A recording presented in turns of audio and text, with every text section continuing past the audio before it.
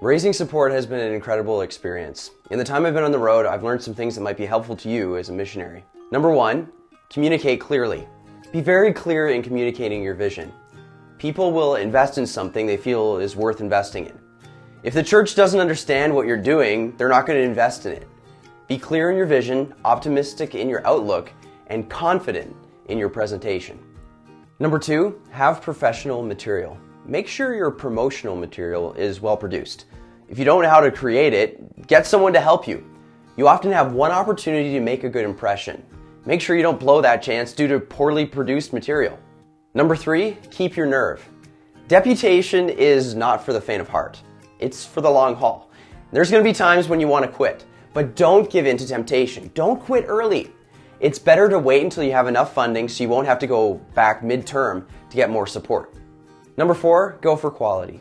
Some people will try and get into as many churches as they possibly can, and this is not wrong, but all relationships take time to build.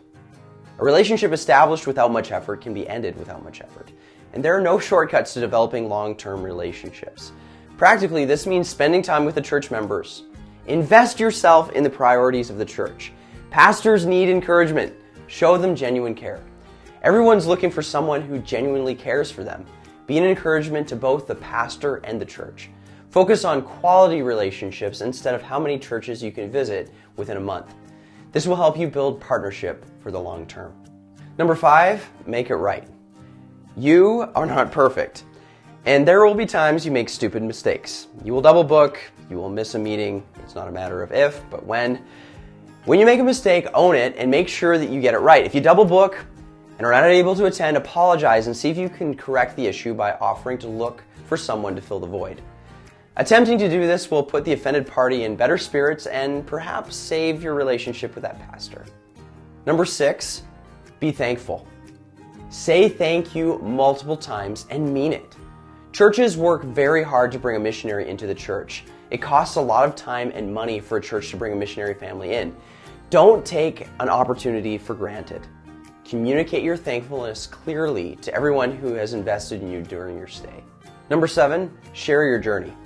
Whether it be through prayer or through work, supporters want to be involved in your mission. Communicate frequently with your supporting churches. Be transparent. Offer opportunities to join you on mission. Welcome accountability. This will reassure pastors of the legitimacy of your work and will likely build another generation of missionaries as church teams join you on the field. Number eight, don't get jelly. Don't get jealous. Some missionaries will raise support quickly while others will take a long time. Don't get discouraged. Every field is different and every field costs differently. Everyone has a different race to run and you're not someone else. Jesus is not judging you by the standard of another person. He has given you a unique personality, a unique calling, and unique talents. He will take these into account on Judgment Day. Be yourself. Don't be unwise and compare yourself with others. Number nine, serve wherever you go. Serve the church. Offer to help in whatever way you are able. If you have a skill set, offer that skill set to the leadership of the church. Not everyone will take you up on the offer, but they will be appreciative of your willingness to assist in propelling their priorities forward. Number 10, work hard. Whatever your hand finds to do, do it with your whole heart. Work hard. Make opportunities. When you have an opening, try the best you can to get to it.